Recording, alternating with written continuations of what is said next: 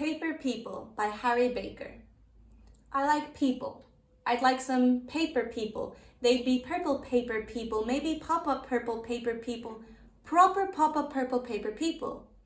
But how do you prop up a proper pop-up purple paper people? I hear you cry.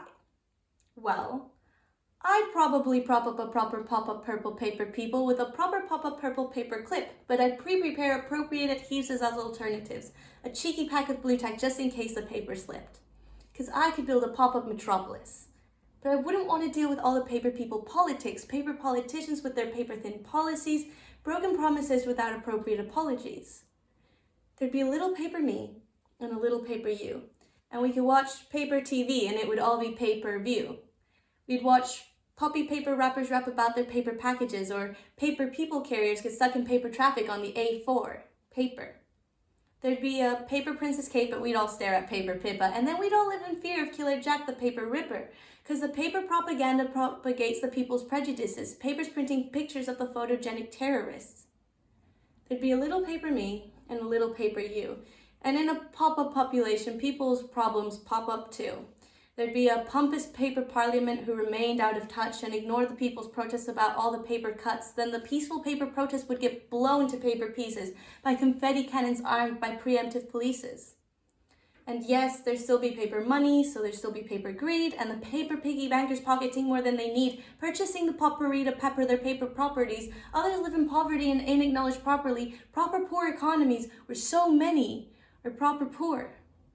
But while their needs are ignored, the money goes to big wars, origami armies unfold plans for paper planes while we remain imprisoned in our own paper chains. But the greater shame is that it always seems to stay the same. What changes is who's in power choosing how to lay the blame. They're naming names, forgetting these are names of people. Because in the end, it all comes down to people. I like people. Because when the situation's dire, it is only ever people who are able to inspire. And on paper, it's hard to see how we all cope. But at the bottom of Pandora's box, there's still hope. And I still hope because I believe in people.